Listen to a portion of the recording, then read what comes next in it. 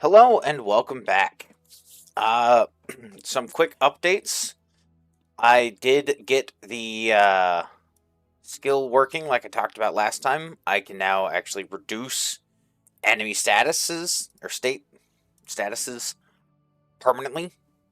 Stats. That's the word I'm looking for. Which is awesome because that gives a lot more flexibility in the kinds of things I can do. Uh, I've also put together a couple states that flip back and forth. So, for example, shielded and vulnerable states, those I'm going to be putting on at least the base golem and probably the ice and fire golem as well to give those enemies a little bit more uniqueness in their encounters. I might reduce their defense a little bit to compensate. But the vulnerable state does increase the damage that they take already. So, the idea being shielded state lasts for a short time. They're nearly immune to damage. This is your time to stay defensive and maybe apply status effects, things like that. Actually, I should add an evasion rate as well. And is there just... and critical evasion. There we go. So, that shielded state, very, very low damage, unlikely to hit while they're shielded. Then, vulnerable state is going to have that opposite. I'm going to add a reduced evasion rate. There we go. So that'll kind of help direct the flow of combat a little bit more during those fights. Then the other ones I'm looking at is the rush, name pending, and rest states. So this is going to be things like some of the endgame enemies. Particularly what I'm thinking of is... where are they? Probably like the Predator or maybe the Hunter would work well with these. The Predator, they are built around multi-attack already, so I might lower their attack a little bit more and then give them that rush state. The idea being that is their like pure combat, all-in attack phase. Then they enter the rest state afterwards, which reduces their stats, reduces their evasion, reduces their agility. So they've exhausted themselves, and this is your chance to get a bunch of hits in. I'm going to work on adding more states that combo like this to try and get more variety in how a lot of the enemies behave and interact with the party. Some other things is like I just changed with the Mandrake Sprout. I changed how Shriek works. So now he's always going to use it when it is available. However, Shriek now has a cooldown and a warm-up phase.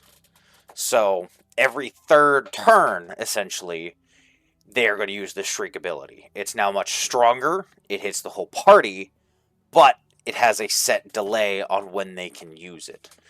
This should help sort of prioritize those guys in combat. It means, the first couple rounds, if you go really hard and you take them out, you can avoid that damage entirely. It also means that after they use it, you have a brief time to kind of recover and maybe focus on some of the other enemies before you need to go after them. So I'm going to work on trying to implement a lot more of these kinds of mechanics that really help modify and affect the flow of combat to make things a little bit more interesting than just throwing punches back and forth. Which, on that note, one of the recent additions was the Relics. And I've found I really am not a fan with how these have turned out. As you can see, I've already changed the Fighter's Relic. But so, these were all pretty straightforward cost-benefit pieces of equipment. And they really don't offer the variety of build combinations that I was hoping for, due to it, things like Margaret, you're either going to put on the max defense or the max offense, or like Amp Relic if you just have a ton of healing. So once you get speedy, or if you do a heal build with Lewis, throw on Amp Relic, and now your main person is just unstoppable. They really did not offer the variety and diversity that I was looking for once I tried them out. I actually found I pretty much just avoided the Amp Relic. Um, I did put it on Speedy at one point, just because her health regen is so high, anyways, depending on what pieces of equipment she has and what spells are active. Um, and then the Channeling Relic is just very powerful.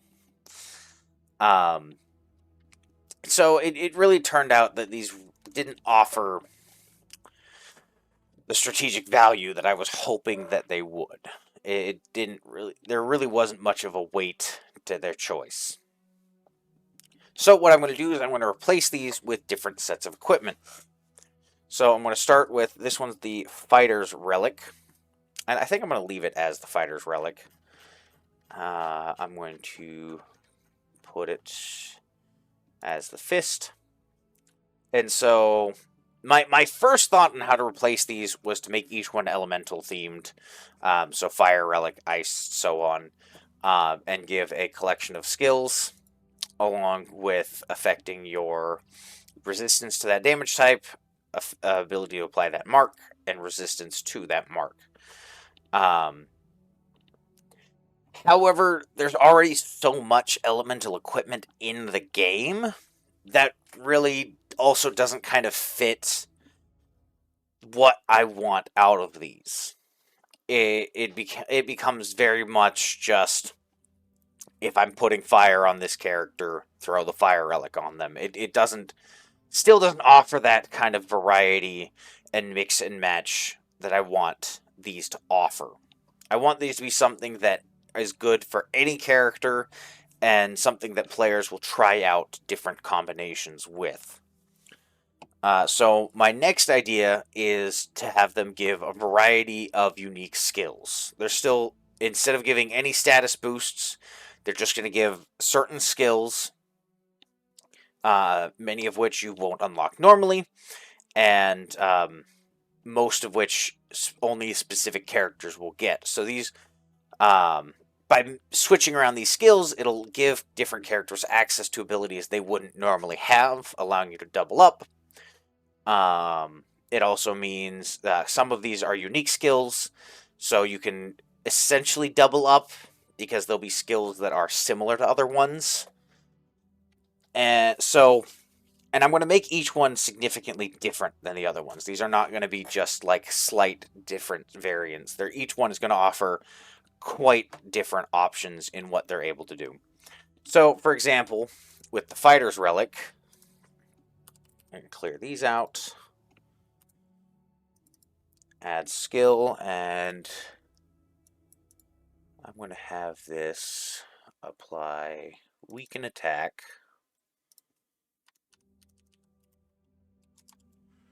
weaken defense, and a throwing dagger skill.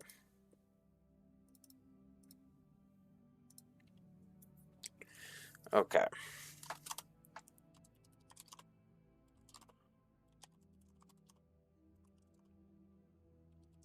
Oh.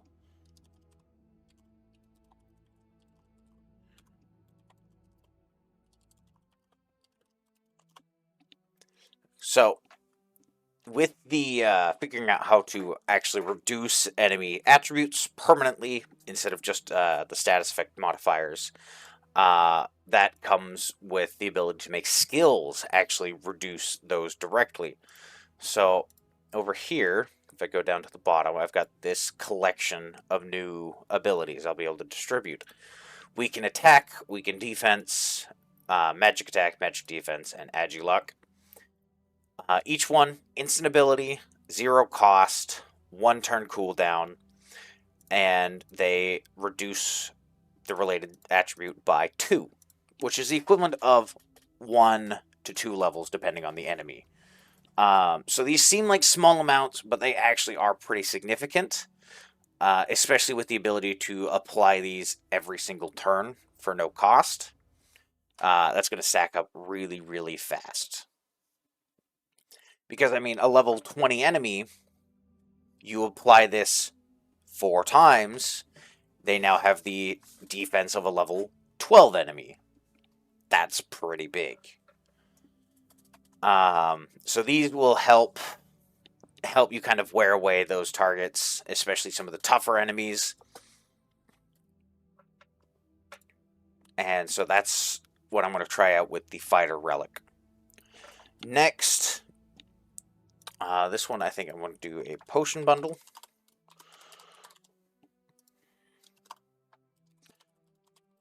Of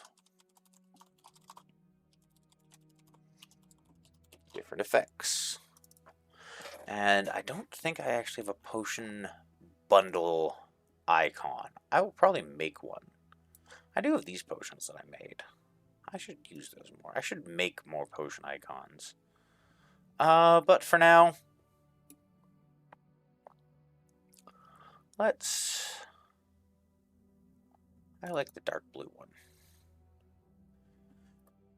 So this one, the idea is I'm going to give these skills. But I think what I'm going to do is actually duplicate these and modify them further.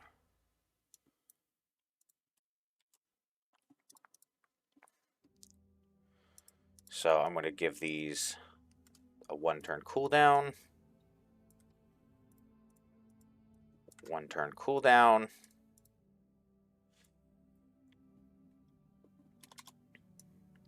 this one I'll keep the 3 turn cooldown, and then yeah, they all affect the user. I'm going to switch these to affect 1 ally, battle screen only, 1 ally, 1 ally, and they all have 0 cost.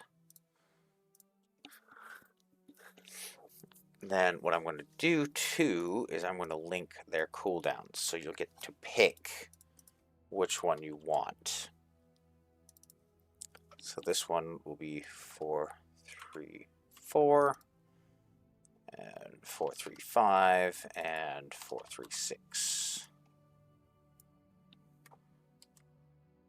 And I think actually if I just do this 4-3-3 and remove that, and I can just paste this in.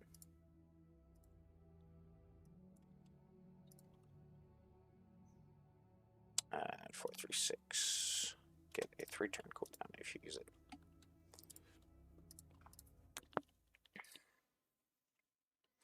Small amount of MP. So right now it's 10% of their max magic. I'm going to drop it to 2%. Since you can use it every single turn. And this will be, yeah, 0.5. Your max health isn't too bad. Well, that is 5% every single turn. Yeah, 2% as well.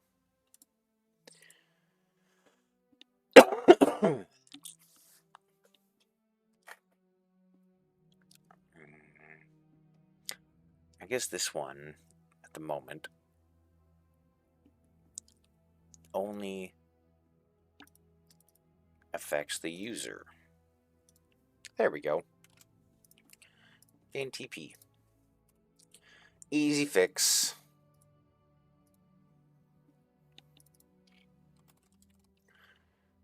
The target gains 15 TP. I'm going to change these. 15 TP to an ally.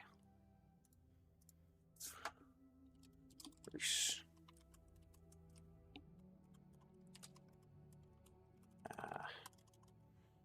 Store 2% of an ally's maximum magic.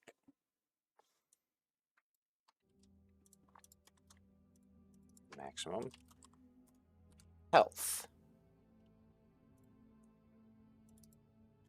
At an ally, an additional action. And you know what? I think I will. I want to give this one a separate cooldown entirely. This one will not be related to the others. So that'll be the big boost of this set. There we go. Now back to armor. Potion bundle.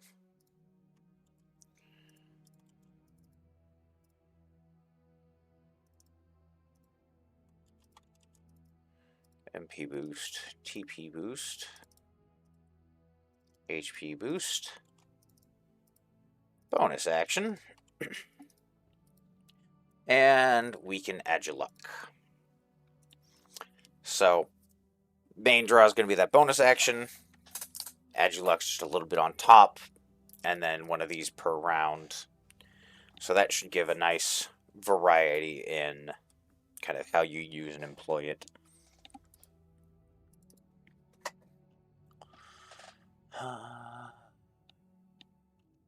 This one, I should make a dagger icon too. So this one is going to be a collection of daggers, fire, water, earth, and air daggers. It's kind of the main goal.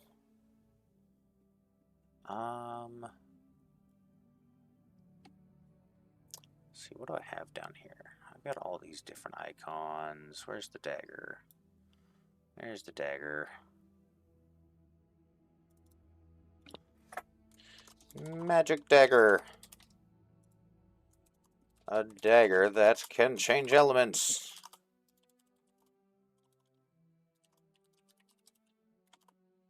When thrown.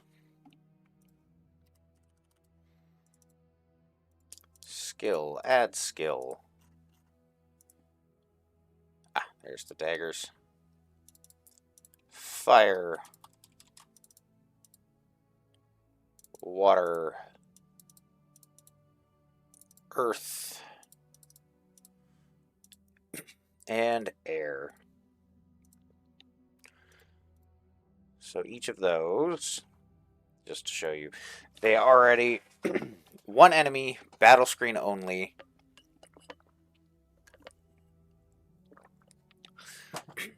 I'm not sure why they remove their related mark. I think that is a typo on my part. I believe that is supposed to apply the related mark.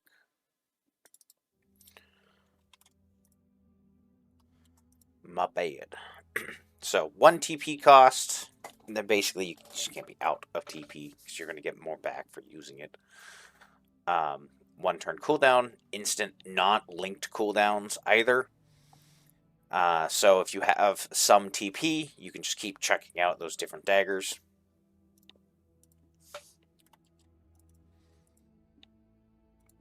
Ice mark. This one's the electric mark.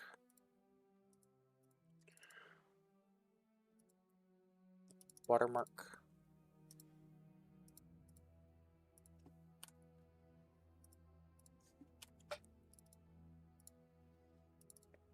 Earth mark.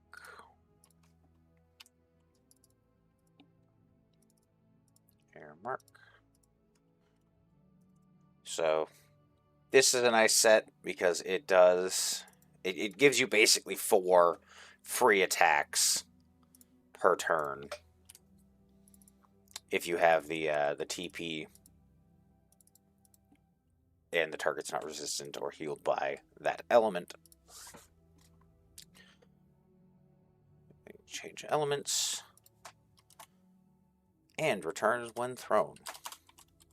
Turns when thrown. So this is one that combos well with boosts to the different marks. If you're building a sort of chromatic character that has a low to medium chance to apply different marks, using these gives you a high chance to apply those. Then you can get those combo effects or use the lunge skill to start triggering the ones that you really want. This one, what do I want to call this one? Let's see, what have I got? That one's a fist, potion, dagger.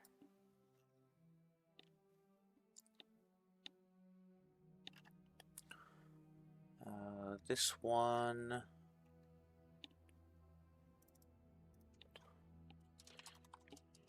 Devil's Key.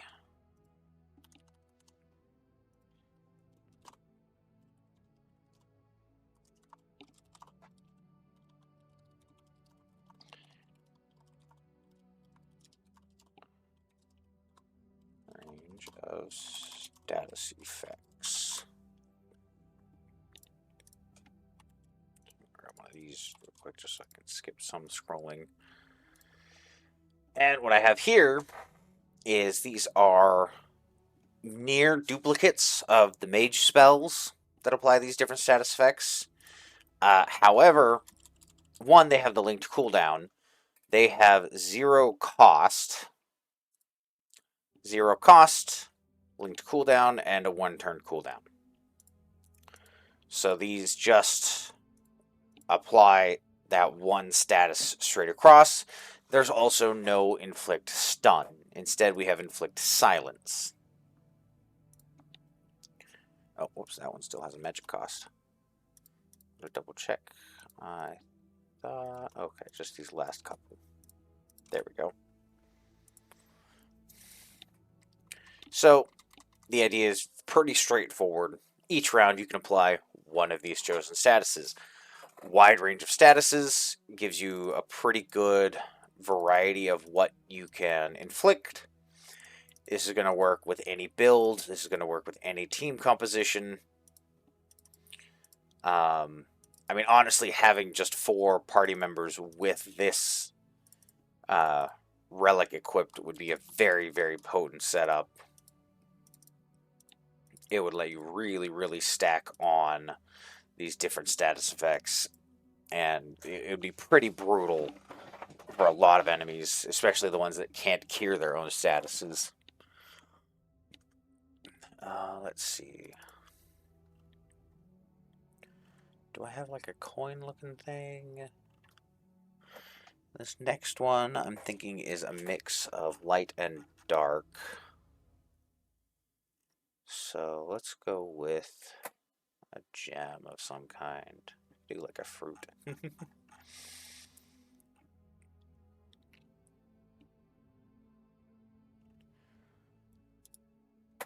I could do a scroll, actually.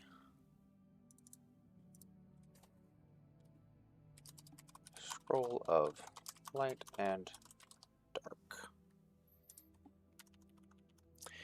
So this is going to give the light bolt and dark bolt skills.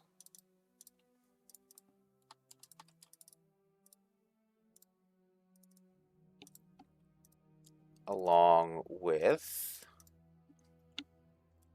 magic and magic defense reduction. No, magic defense and defense reduction. There we go.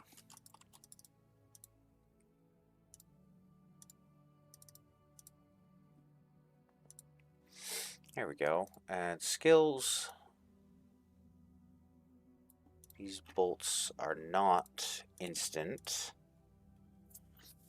at the moment, but I can make them instant. So I'm going to go to an enemy real quick. That is Sacred Relics. These things are just neat. I'm just so happy with how some of these enemies have turned out. But no, it's...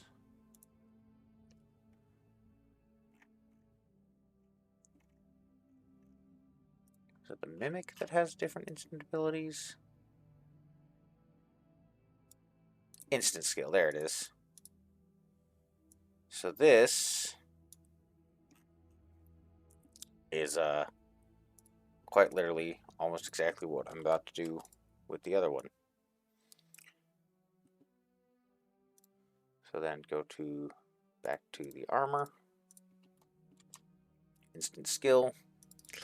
Light bolt is 280 and 281. So this is 280, 281.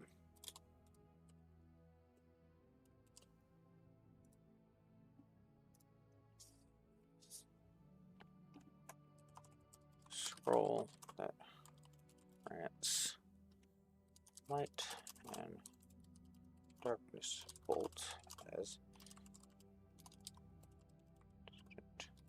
cast spells. Ta-da! Easy, simple. Here you go. And I just want to confirm. Those are still kind of expensive. So you know what? I'm going to do this the same way I did the other ones. 0, 0, cooldown 1, cooldown 1, instant, instant.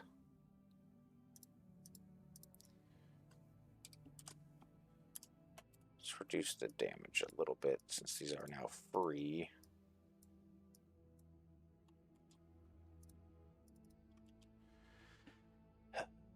See, these all don't deal damage. So yeah, there we go.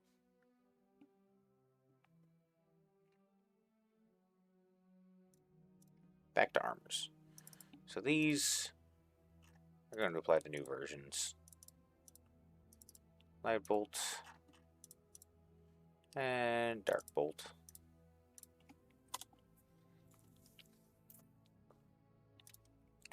I did forget the eye though.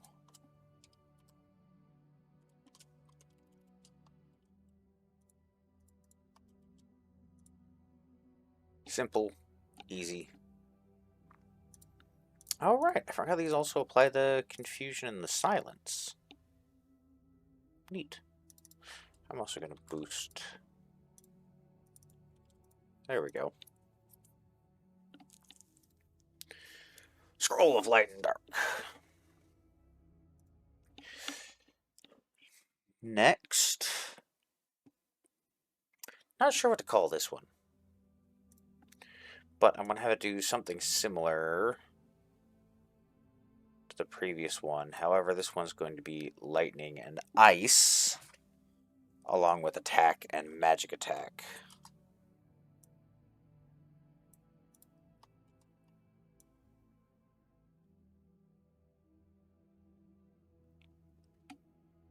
Lightning, ice.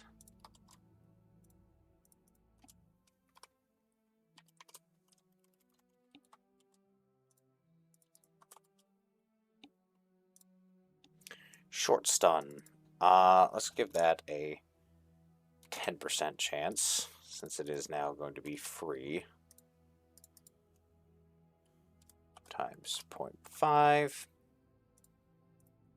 And we'll give this one a 25% chance, because it is also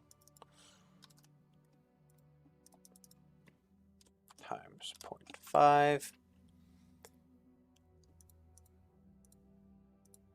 That might stun the target. That may cause chilled. 0 cost, 0 cost. Just double check those ones.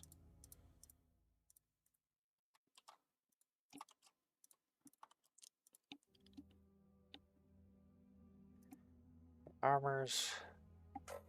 So, I'm not sure what to call this one.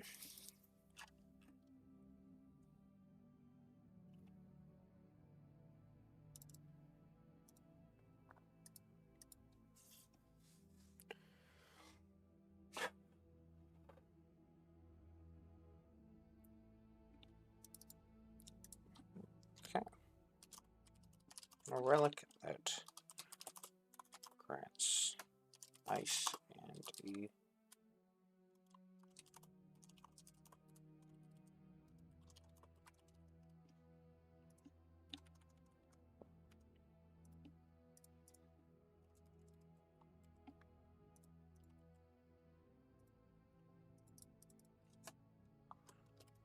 arcane relic. Call it that for now. Oops, skill. Okay, lightning bolt or light bolt becomes lightning bolt. Darkness bolt becomes ice bolt. Weaken magic becomes weaken attack or magic attack. And then weaken defense becomes weaken attack. So reduce defenses, reduce offenses. Having both of those in a team, very solid combo. Especially since these don't share cooldown, which means you're just going to keep knocking those enemies down peg. Channeling relic.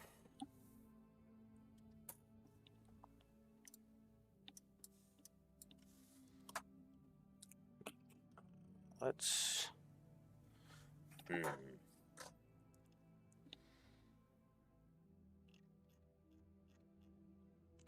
This one is going to be healing focused. Yeah.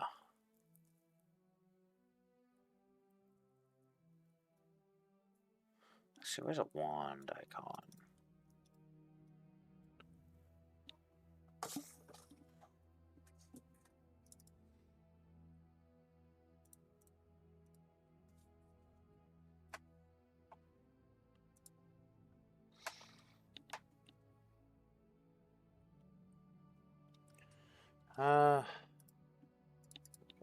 Whoops. Nope. I don't know how I switch those so easily sometimes. So I'm going to just give it the abilities first, and I'll get to effects later. So we're going to start with... where are the pick-me-up skills?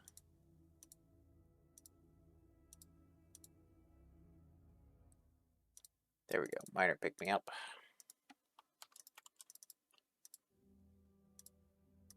Pick-me-up. Greater pick-me-up. Group pick-me-up. And then next I wanted magic darts. Magic dart. Triple dart. And dart flurry.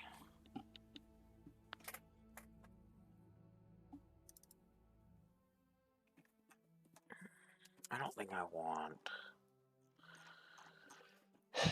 I want it to be a rod or a wand. I want it to be something small and simple. Something that doesn't need to be necessarily held. An avocado. The priest's avocado.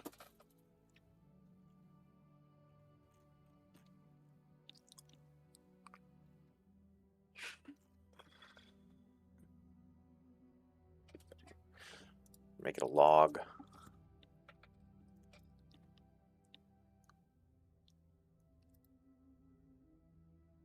think I already have an angel feather, don't I?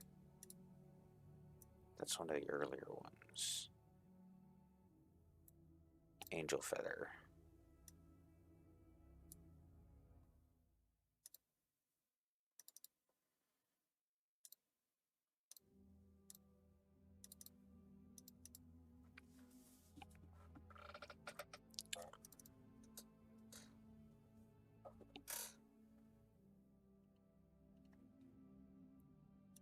Brick.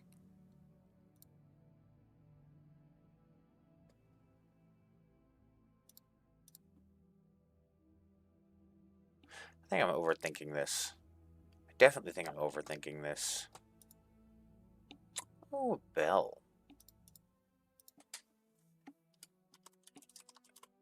Priest's bell.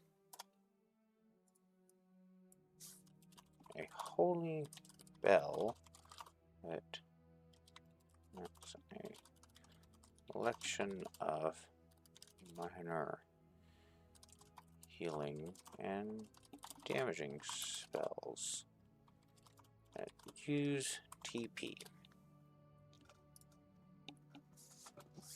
So this would be good to pair with, I mean, really any of the magic users. Someone like Joan, who doesn't use a lot of TP. This would be a great boost for her. Yeah, we'll leave this Arcane Relic. And then this last one, I think this one's going to be pretty straightforward.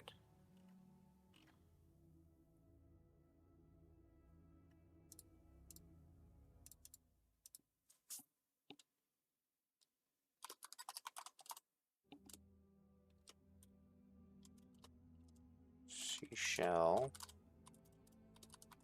Nimbus. And this one would give a collection of holy damage effects. So start with Light Bolt, then Light Dagger, Magic Dart,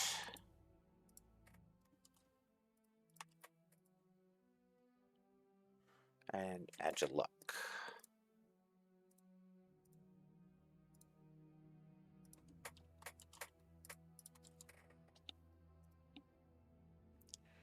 Alright, Agile Luck. I feel like this one's missing something, though.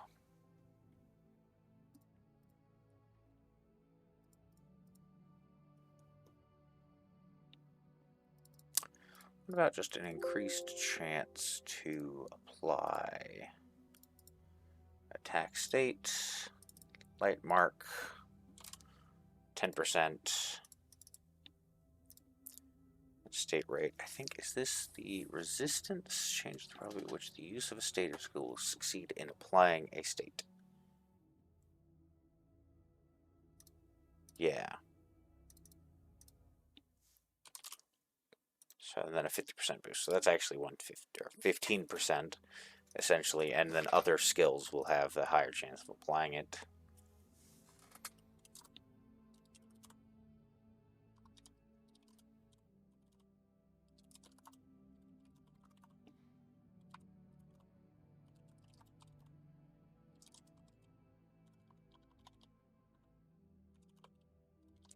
A distant island.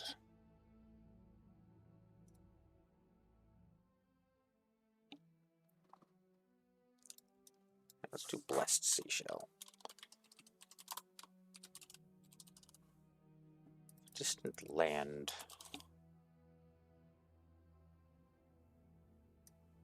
Of the distant past. There. Free attack, kind of a free attack.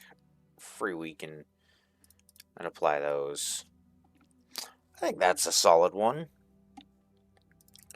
So I think none of these really stand out, I want to say. Like, this one gives the bonus action, which is solid. But a lot of these are basically extra actions anyways. This one's really good. Those are solid abilities. That one's really good. Actually, I think out of all of them, this one might be the standout, at least in my opinion. 4 of these means you can really start stacking the poison, the burning, those combo status effects. I mean, it would mean you'd have to get lucky. Unless you have other ways to apply them, though. But 4 people hitting one thing with poison would at least get you to the second tier of poison, probably the third, within 1 round. Then repeat with bleed and burning. Then you'd get that doom status effect. It would take 3 rounds if you don't have any other sources of those statuses. That's pretty solid. That's pretty solid. This one's good because it gives you the light and the dark marks. These one's good. Lightning Bolt has the lightning mark has a lot of stun effects. weakening of the attacks. I think each one of these stands out as its own collection of things pretty solidly. Some attack, some healing. I think this is really good overall. And I think this is going to make a much bigger difference when it comes to actually building your team. I'm going to call this Chimeric Potion. Chimeric Potion. And Enchanted Potion Bottle. Produce different effects. There. I think that's a pretty solid setup. I think these are some good changes. I definitely think I'm going to keep going with the different skills to help reduce enemy statuses, attributes. I've also gone through and added, so all of the swords now give that lunge skill. Elemental weapons, I'm going to go through and add more elemental abilities that they can give. It'll start with, it'll be like one ability from the lowest one, 2, 3. So they'll give a few different things each, especially at the higher tier. Some point I'm going to implement these end game gear. The idea with these is that towards kind of the middle end of the game, you'll find these faded pieces of equipment, and you'll go back through each area and pick up the materials to upgrade them. So they'll end up, in the end, they'll be very powerful pieces of gear. I don't think any of them have been statted yet. No, they're just kind of a framework at the moment. So see, like this one, you require a collection of weapons you combine them together, and having the weapon gives you the recipe for the next weapon. I'm also debating whether making these an actual requirement of a physical location. So, like, you'd go to a statue or an altar or the Crystal Forge in Act 5, something along those lines. So you'd collect the materials, you'd go to the place, combine them together, and get the next weapon tier. My other thought would be, instead of that, is these would be sort of your New Game Plus weapon. So you beat the game, New Game Plus, your starting equipment, instead of being your base sword, would be the Faded Hero Sword. And that way, as you play through the game, instead of having to swap gear around, you'd just be upgrading your hero weapons. And that would sort of give you the best of all of the different sets. And so the idea would be, this would be the equivalent of the starting sword, so the Act 1 sword. This is going to be equivalent of sort of an Act 2.5. This is going to be an Act 3 to 4. This is going to be an Act sort of 5. This one would be somewhere around Act 6, 7. And then these ones would be better than what you'd find at Act 8. These would be the strongest weapons in the game. It would just take a lot to build up to them. And then I had right now, there's just the dagger. So my thought too was either once you maxed out the sword, you would then be able to get the dagger component, or you'd be able to convert the sword into the dagger, and so you'd be able to have the offhand weapon and then whatever weapon you wanted in your main hand. Then each character would have their different offhand. So this one's obviously an axe. This would probably just be a second axe. Honestly, might just let you duplicate the warrior's axe. Holy Cane. That might be, maybe we'd go with like a censer or something that would pair well with a staff. The bow probably would do a quiver of some kind, honestly. Artificer's Cannon. I don't know why that one's a gem. Um, this one I don't think would have dual wielding. Honestly, something like this, I think it would just lock the second slot. Speedy would obviously be able to use the cane. And right now, Dragon wouldn't have one of these pieces of equipment. But his gear alone is already insanely powerful. Probably would add, I mean, because he already has the unique great swords and great axes that only he can use. He can dual wield all of them. Yeah, because all of the characters, they have these sort of lower tier offhand versions of the elemental weapons, whereas Dragon can just use the full on elemental weapons as his secondary.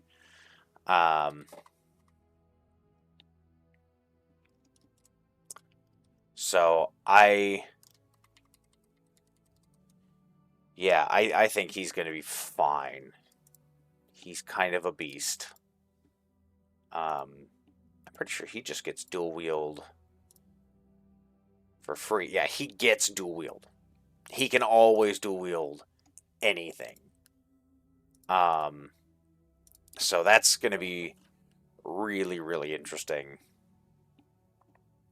I'm very curious to see what kind of builds people make with him. I could definitely see a strong argument for doubling up on the same element, but also having different elements on the weapons to give those very high combo elemental effect chances. I will probably add holy weapons for all of them. Well, the glimmering ones are going to be holy, so they'll deal holy damage. They'll give the light mark, things like that. So Dragon will get an option for those. I probably should give him a dark weapon too. So I think he'll end up being the only character that has a light and dark variant of their endgame weapons. Which would mean that he'd be able to apply both marks in a single attack, depending on your bonuses and if you're lucky. Which, yeah, Dragon's awesome. I like Dragon. I'm biased. I'm just a little biased. Definitely, I think my peak team is obviously Calvin, Speedy, Candace, and Dragon. Just absolute beasts across the board. Although, I mean, with some changes to Speedy, I'm kind of leaning towards Lewis now. He's got a lot better damage output overall. He's a little bit more consistent. He doesn't have just the raw healing that Speedy gets. But his bow is pretty invaluable. And yeah, he does get the pick-me-ups and stuff. So yeah. Speedy's not the top dog. Not outright anymore, at the very least. Margaret and Candace, I mean, honestly, pretty close. Margaret can be very tanky, and she can also have a lot of damage output. Oh, no. Sorry, it's between Joan and Candace. Joan has a lot higher damage output, I want to say, while Candace is a lot better at applying different status effects and doing group AoEs. Oh, I forgot she just has a passive stun chance, too. Dang. So, Candace is pretty good. That's a tough call, especially with the changes to the elemental marks. Joan's able to apply those a lot more readily. That's a tough call. But I think comboing Joan with Dragon, since Dragon's got all the breath abilities, very, very solid combo. And then the pets I'm still working on. Those are going to be more towards the end game. So I'll get to those at some point. So, yeah, long and short of it, skills and status effects can now permanently reduce enemy stats and attributes. More weapons coming down the line. Hopefully these changes help balance combat a little bit better, because that also is taking a 25% boost for different stats just right off the top. Should drop the party back down pretty hard. What I've noticed in my playtesting is if you explore around a lot, which is what I really like to do, you are very quickly becoming over-leveled for where you were in the main story. So I've reduced EXP gains and removing those relic boosts.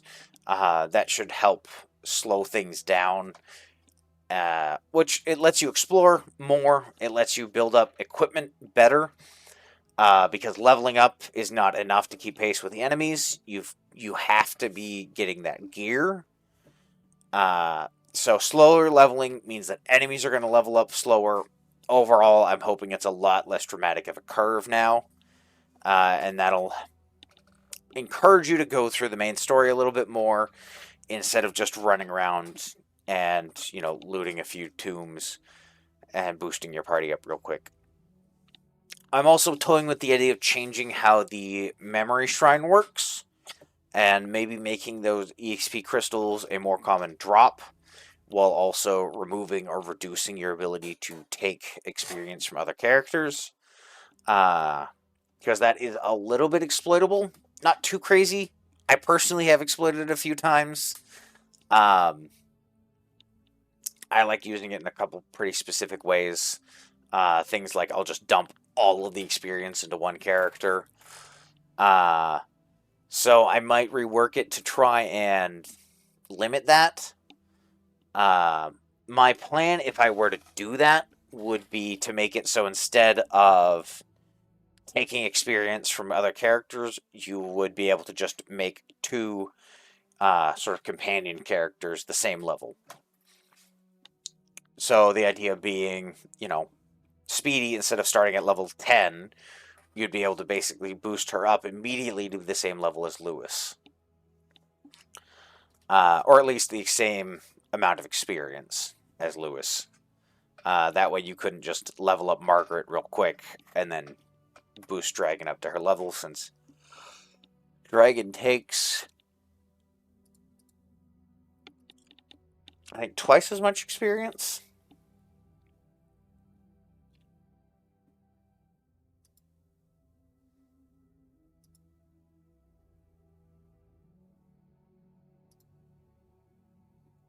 Let's see, getting to level 50, you need 851,000 for her.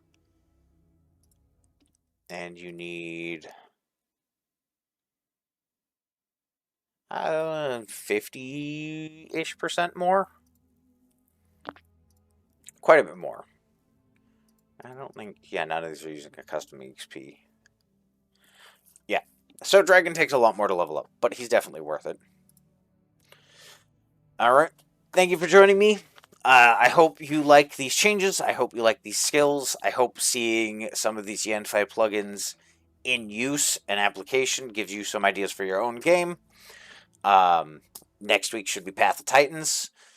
I'm probably going to make a fourth Path of Titans video, actually. I was trying out an aquatic dino today, and I didn't realize how different the pure aquatics were from the others. So, probably going to be a fourth one down the road. There's been a couple updates since even the first one, so I'm excited to see what kind of changes they make in the future. And I'll see you all next week. Thank you for joining me. Nah, I can kill a kobold with a 50 mayo. Actually, yeah, you just need 4 bullets. Because they have the, they can't take more than a quarter of their health in a single hit. So it would take a little bit more effort, but yeah, you'd still win. Just the slow descent. I saw that.